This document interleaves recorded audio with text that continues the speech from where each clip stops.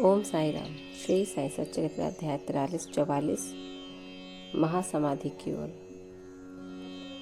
पूर्व तैयारी समाधि मंदिर भाग 4। अब समस्या उत्पन्न हुई कि बाबा के शरीर की अंतिम क्रिया किस प्रकार की जाए। कुछ यवन लोग कहने लगे कि उनके शरीर को कब्रिस्तान में दफन कर उसके ऊपर एक मकबरा बना देना चाहिए। खुशहाल चंद और अमीर शक्कर की भी यही धारणा थी, परंतु ग्राम्य अधिकारी श्री रामचंद्र पाटिल ने दृढ़ निश्चयात्मक स्वर में कहा कि तुम्हारा निर्णय मुझे मान्य नहीं है। शरीर को बाड़े के अतिरिक्त अन्यत्र कहीं भी नहीं रखा जाएगा। इस प्रकार लोगों में मतभेद उत्पन्न हो गया और वह वाद विवाद 36 घंटों तक चलता रहा।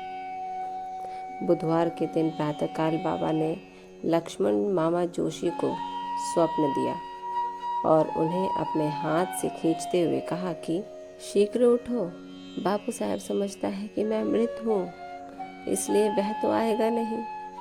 तुम पूजन और काकड़ आरती करो। लक्ष्मण मामा ग्राम के ज्योतिषी श्यामा के मामा तथा एक कर्मठ ब्राह्मण थे। वे नित्य प्रातःकाल बाबा का पूजन किया करते।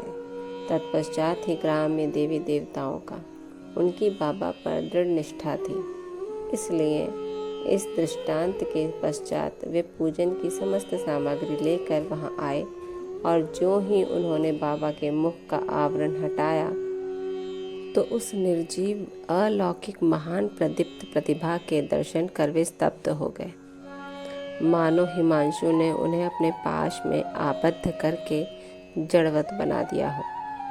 स्वप्न की स्मृति ने उन्हें अपना कर्तव्य करने को प्रेरित कर दिया।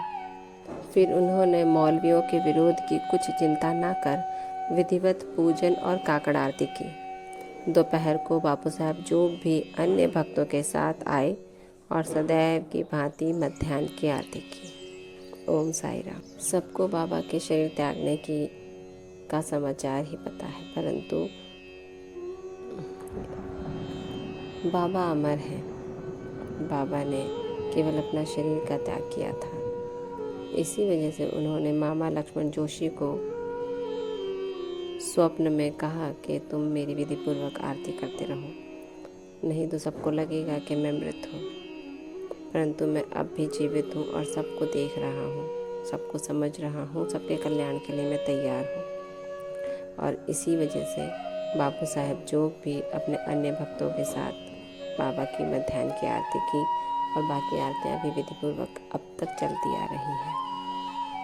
इसी के साथ ये अंश यहीं समाप्त होता है। कल अगला अंश 5 में इसी अंश के आगे का अध्ययन होगा। तब तक ओम साई राम। बाबा आप सब पर कृपा रखें, आपको आशीर्वाद दें और कष्टों से दूर रखें। ओम साई राम।